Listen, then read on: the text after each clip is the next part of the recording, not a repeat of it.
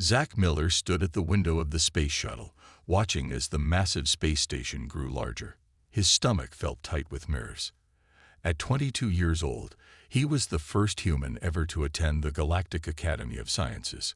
"Approaching final docking procedures," said a calm voice over the speakers. "All passengers prepare for arrival." Zach checked his bag one more time. Inside was everything he owned now: clothes, personal items, and the small digital frame with photos of his family back on Earth. 3 years ago, humans had discovered they weren't alone in the universe. Now, Zach was going to study with aliens from across the galaxy. The shuttle stopped with a gentle bump. Zach took a deep breath and joined the line of beings heading toward the exit. Some had too many legs, others had no legs at all. One floated like a jellyfish through the air. Zach tried not to stare. "All new students, please follow the blue lights to orientation," said a voice that seemed to come from everywhere at once. Blue lights appeared on the floor, making a path. Zach followed them, walking among creatures of all shapes and sizes. Most paid little attention to him. Some gave him curious looks. No one seemed afraid. That changed when he entered the main hall. The room was huge, with high ceilings and walls that seemed to be made of living crystal. Hundreds of new students gathered in groups, talking in strange languages that Zach's translator turned into English in his ear. He was looking around in wonder when he noticed her. She stood taller than him, with skin that shimmered like a rainbow. According to his studies, she was a Nevaran, one of the oldest and most respected species in the galaxy. She was talking to a small group when she happened to look in his direction. Her reaction was instant and extreme. Her skin flashed bright red. Her large eyes grew even wider. She dropped the device she was holding and backed away, pressing herself against the wall. "What's wrong?" asked one of her friends, a being with 4 arms. The Nevaran pointed at Zach, her hand shaking. "Human," she whispered, but Zach's translator picked it up. The words spread quickly. "Human. Where?" "That one." "Is it dangerous?" Soon, a space formed around Zach. Other aliens stepped back, watching him with new caution. Some small furry beings actually ran and hid behind larger classmates. A few tall, insect-like students moved their young away. Zach stood frozen, confused and embarrassed. No one had told him humans would cause this reaction. He had studied so hard, learned about alien customs and cultures, practiced using his translator. Nothing had prepared him for being the scary one. "Mr. Miller," said a new voice. Zach turned to see an alien with a round body and 7 eye stalks on top. Each eye looked in a different direction. "I am Dean Vorax. Please come with me to my office." Grateful for the rescue, Zach followed the dean. As they walked away, he could feel hundreds of eyes watching his every move. "I'm sorry about this," said Dean Vorax. "We expected some adjustment period, but perhaps we should have warned you." "Warn me about what?" Zach asked. The dean's eyes swiveled to focus on him. "About your species' reputation, of course.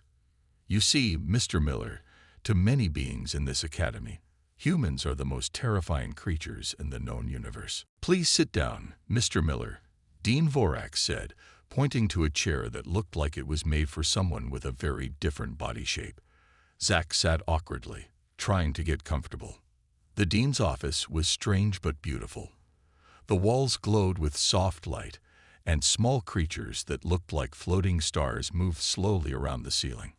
Zach would have enjoyed it if he wasn't so confused and upset. "Why is everyone afraid of me?" Zach asked. "Humans have only been part of the galactic community for 3 years. We haven't done anything to anyone." The dean's eye stalks moved in what Zach guessed was a sign of understanding. "The problem is not what humans have done, but what humans enjoy." "What we enjoy," Zach repeated, not understanding. "Your broadcasts reached us long before your ships did," the dean explained. "For over 70 years, alien civilizations have been picking up signals from Earth. Television shows, movies, radio programs. We've been watching humans for a long time." Zach nodded slowly. "Okay, But why would that make everyone afraid? Because of what became most popular, Dean Vorak said.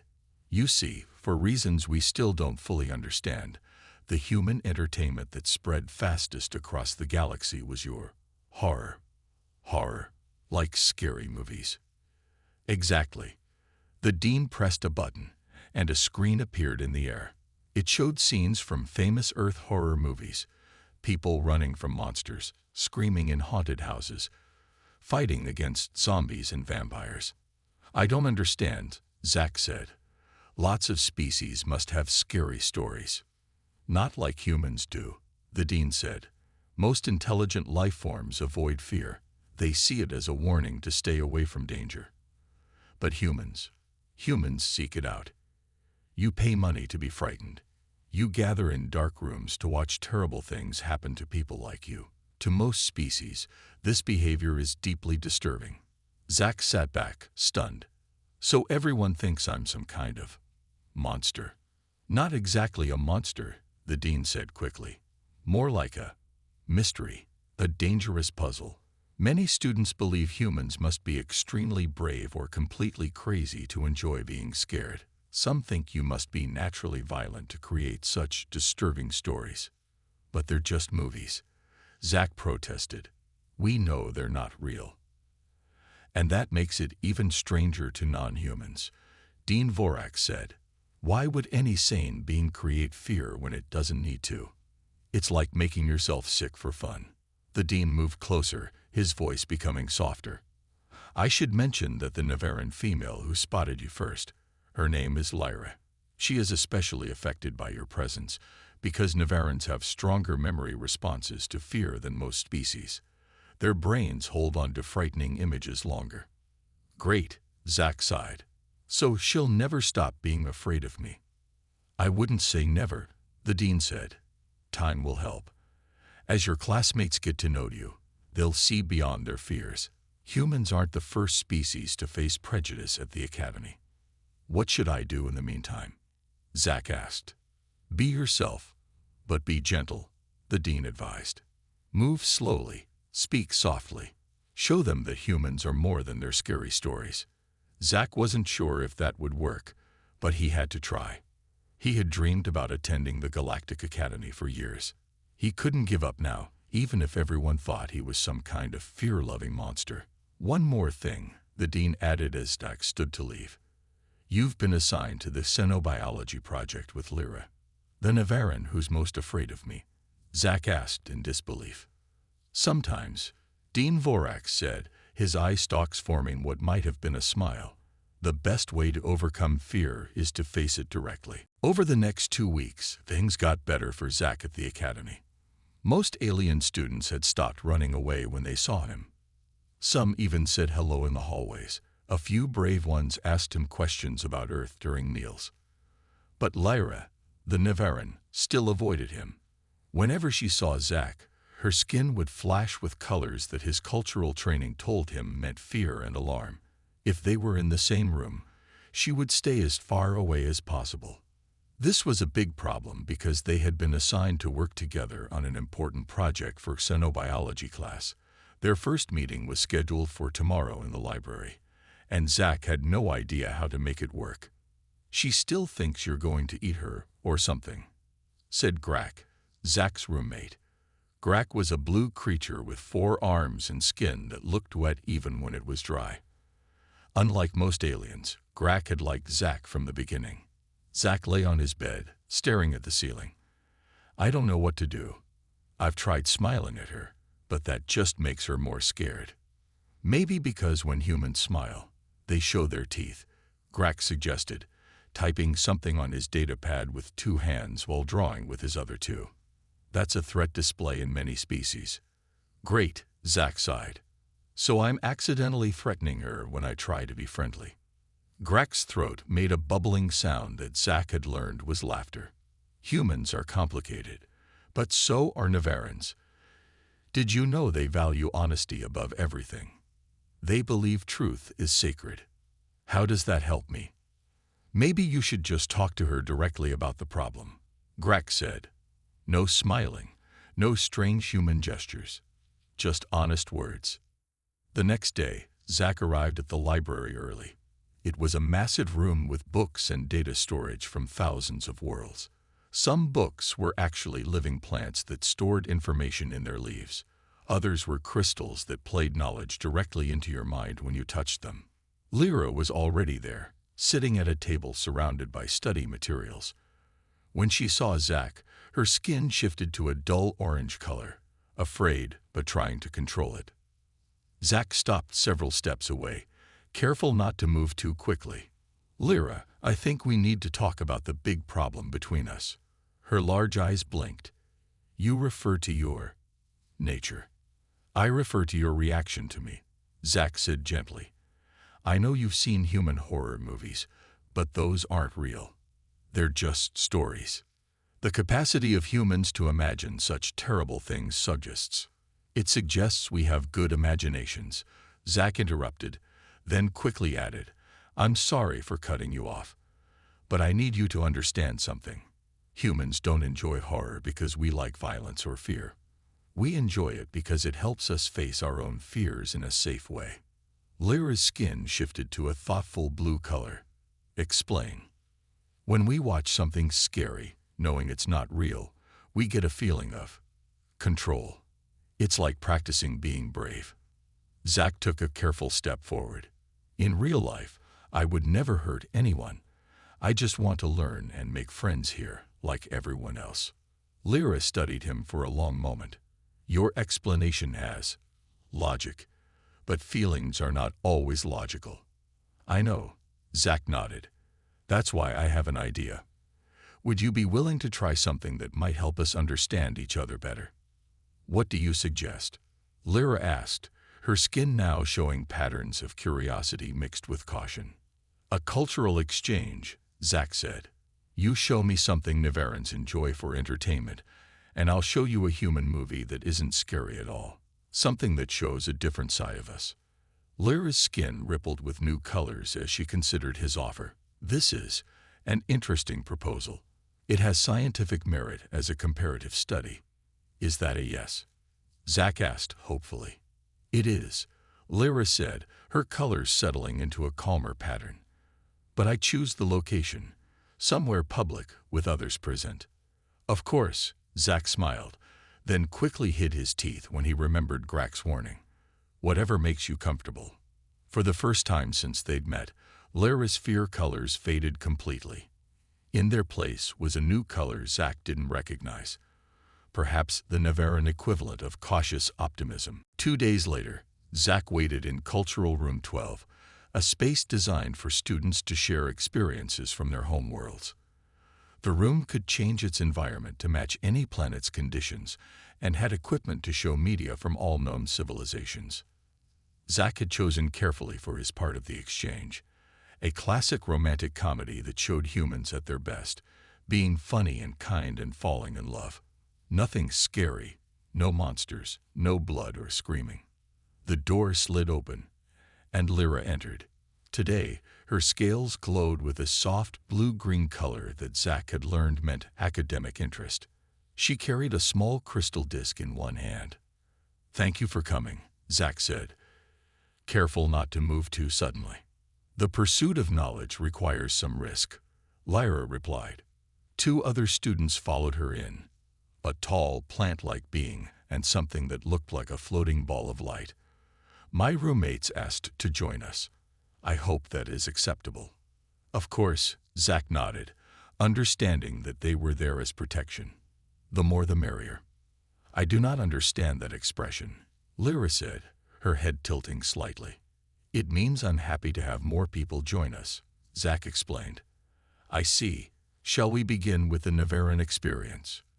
Lyra held up the crystal disc. This is what we call a color symphony. It is how we tell stories. Lyra placed the disc in the center of the room. The lights dimmed, and suddenly the air filled with swirling colors and soft sounds. There were no words or pictures, just beautiful patterns of light that moved like dancing ribbons, accompanied by music that seemed to come from everywhere at once. Zach watched, fascinated. At first, he couldn't understand the story, but gradually he began to feel emotions from the patterns. Happiness, wonder, loss, hope. It was like nothing he had ever experienced. When it ended, Zach blinked, coming back to reality.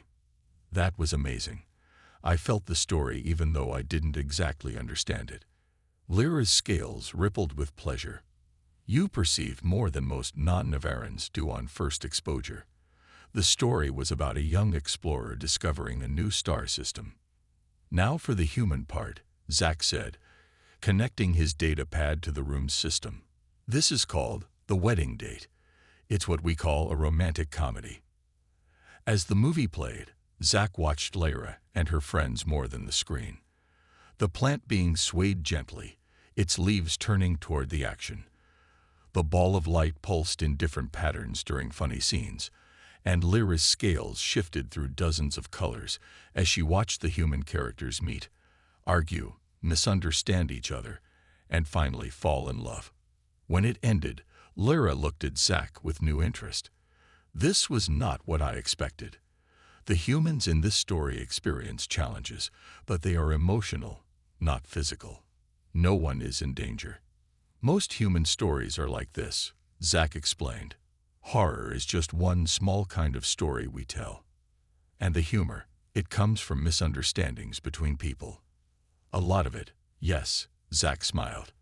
We find it funny when people try to connect but mess up in small ways.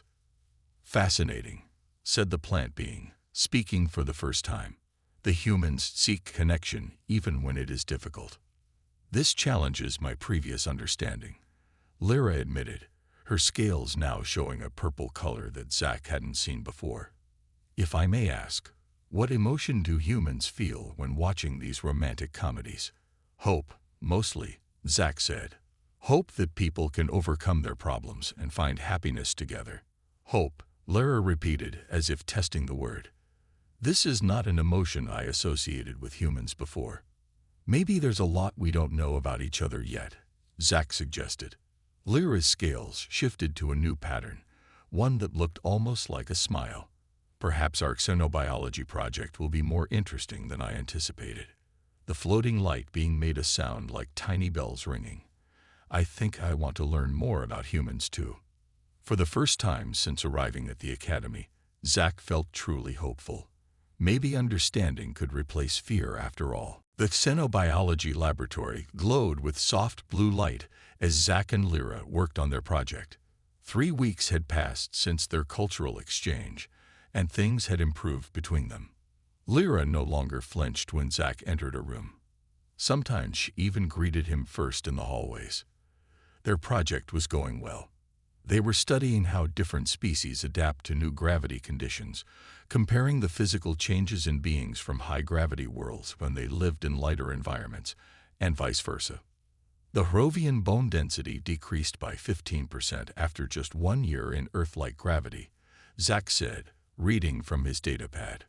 That's faster than we predicted. The body is wise, Lyra replied, her scales shifting to a thoughtful green. It does not waste energy maintaining structures it does not need. Zach nodded, making notes. He had learned to read many of Lyra's color changes now. Green meant she was thinking deeply. Blue meant she was calm and focused. The orange-red colors of fear appeared less and less often around him. Could you pass me that scanner? Zach asked, pointing to a device on a nearby table. As Lyra reached for it, the lights suddenly flickered. A loud crash came from across the lab as another student accidentally dropped a heavy container. Zach jumped up quickly to see if they needed help. His sudden movement startled Lyra.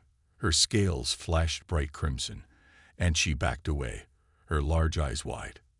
Then, just as quickly, the red faded. She seemed embarrassed. I'd apologize, she said. That was an instinctive reaction. No need to apologize, Zach said gently, sitting back down. Sudden movements can startle anyone.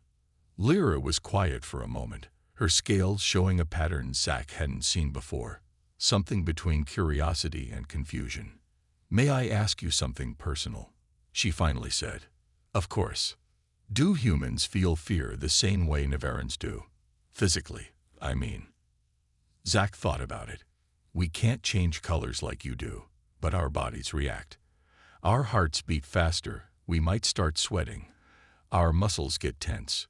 Some people freeze, others want to run away. And yet you choose entertainment that causes these reactions. Lyra's head tilted in the way that Zach now knew meant deep curiosity. Not everyone does, Zach explained. Some humans hate scary movies. But yes, many of us enjoy being scared in a safe way. Why? The question was simple but profound. Zach took his time answering. I think it helps us feel stronger. When you face something scary, knowing it can't really hurt you, and you survive it, there's a good feeling afterward. A sense of courage. Like a practice for real danger. Lyra suggested. Exactly, Zach said, excited that she understood. It's like training ourselves to handle fear. Lyra moved closer, her scales now showing a deep purple color. In my culture, we have special ceremonies where young Navarans face frightening challenges. But these are sacred rituals, not entertainment.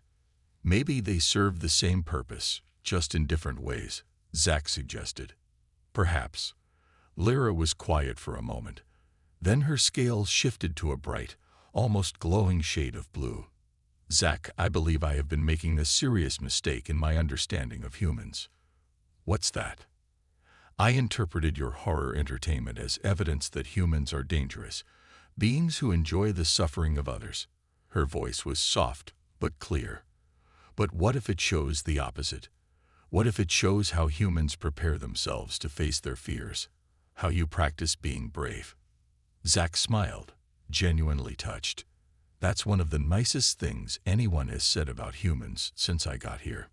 It is merely a hypothesis, Lyra said, her scales rippling with what might have been humor. Further research will be required. I'm happy to help with that research, Zach replied. As they returned to their work, Zach noticed that Lyra's scales had settled into a new color pattern, one he had never seen before. Later, he would learn that this particular shade of violet blue was the Navaran color for respect. The day of the containment breach started like any other. Zach had been at the Galactic Academy for nearly 2 months now. Most students had gotten used to having a human around.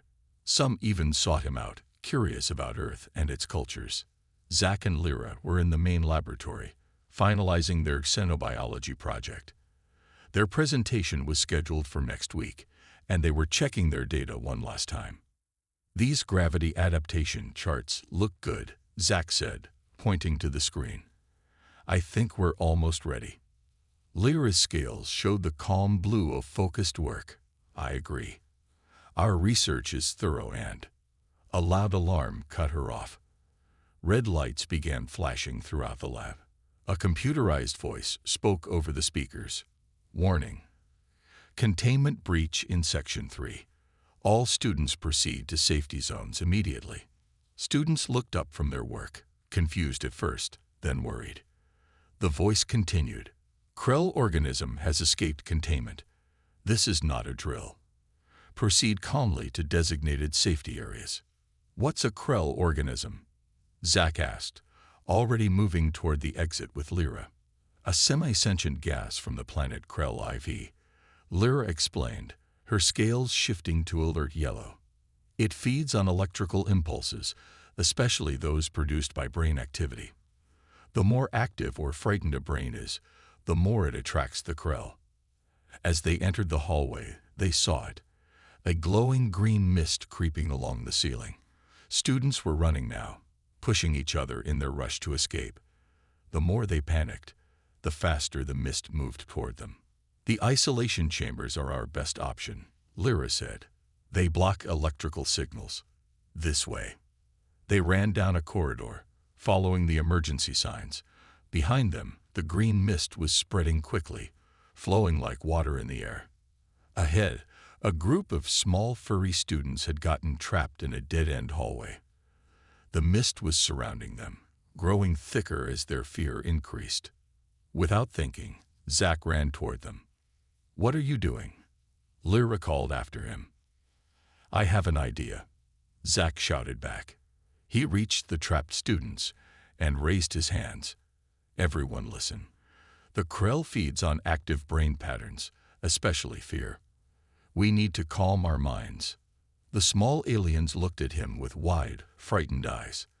The green mist swirled closer. Think of boring things, Zack continued. Simple math problems. The color gray. Anything dull and calm. One by one, the trapped students understood. They closed their eyes, focusing on calm thoughts. The mist around them began to thin slightly. It's working. Zack encouraged them. Now walk slowly toward me. No running, no fear, just calm steps. The small aliens began to move, taking careful steps through the thinning mist. As they reached Zack, he led them back to where Lyra waited. This way to the isolation chambers, Lyra said, her scales showing a mix of worry and admiration.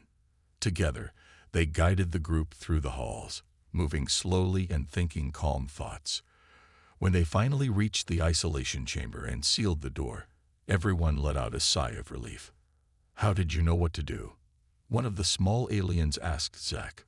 Horror movies, Zack grinned. In human stories, panicking never helps. The characters who stay calm are the ones who survive. 3 hours later, the Academy's security team had recaptured the Krell organism. When Zack and the others were finally allowed to leave the isolation chamber, he found Lyra waiting for him in the hallway.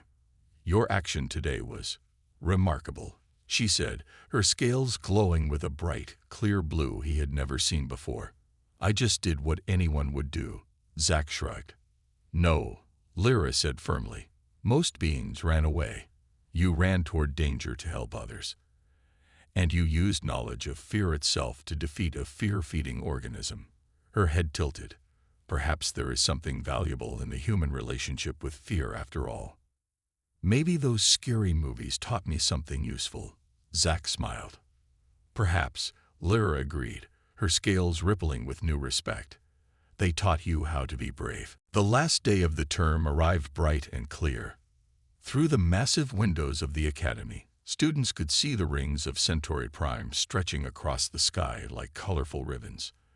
Everyone was packing, saying goodbyes, and making plans to meet again next term. Zack and Lyra stood before the review panel, presenting their xenobiology project.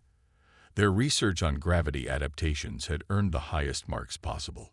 Even more impressive was how they had connected their scientific findings to cultural understanding.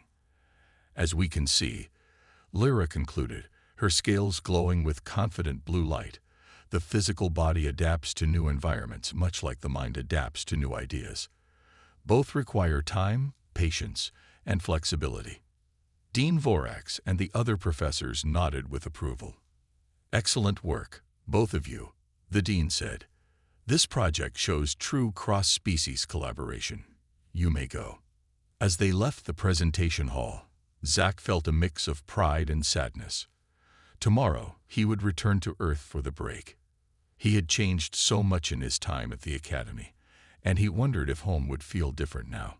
What time does your transport leave? Lyra asked as they walked down the hallway. Early morning, Zack replied. Yours? Midday. I returned to Nevera for the family gathering season. Her scales shifted to a thoughtful purple. Zack, would you meet me in the observatory tonight? There is something I wish to discuss before we part. That evening, Zack found Lyra in the observatory, standing before the huge window that looked out into space. Stars filled the darkness like scattered diamonds. It was the most beautiful view in the Academy. You wanted to talk? Zack asked, joining her at the window. Yes. Lyra turned to face him, her scales glowing softly in the dim light. I wanted to thank you. For what? For your patience. When we first met, I reacted with fear based on misunderstanding. You could have been angry or given up, but instead, you worked to build understanding between us. Zack smiled. That's what the Academy is all about, isn't it? Learning from each other. Yes, but there is more to it than academic knowledge. Lyra's scales shifted to a deep, rich purple. My people have a saying, fear is not the enemy. Fear misunderstood is the enemy. That's pretty wise, Zack nodded. I believe I understand now why humans create stories about fear, Lyra continued. It is not because you enjoy suffering, but because you wish to master it, to understand it, perhaps even to make friends with it. I never thought of it that way, Zack admitted, but you might be right. They stood in comfortable silence for a moment, watching the stars. In one corner of the sky, Zack could see the faint blue dot that was Earth's sun. Will you return next term? Lyra asked. Definitely, Zack said. I've been thinking about a new research project, actually. A study of how different species process and express fear. Would you be interested in working together again? Lyra's scales rippled with pleasure. I would like that very much. It would be a valuable contribution to both science and cultural understanding. And maybe, Zack added with a smile, we could continue our cultural exchange. I think you're ready for a slightly scarier movie. Nothing too intense, just a little suspense. Lyra's scales flashed briefly with alarm, then settled into a pattern that Zack now recognized as playful acceptance. Perhaps, in small doses, for research purposes, of course. Of course, Zack agreed with a grin. Beyond the window, the universe spread out before them, full of unknown worlds and beings. Once that vastness had seemed frightening. Now it felt like an invitation. You know, Lyra said softly, when I first saw you, I thought you were the most terrifying thing in the galaxy. And now? Zack asked. Lyra's scales shifted to a warm golden glow. Now I understand that some of the most valuable things in life wait for us on the other side of fear. You just have to be brave enough to face it. As they stood together watching the stars, Zack realized that understanding fear was the first step toward understanding each other, across the vast distances between worlds, and the even greater distances between minds.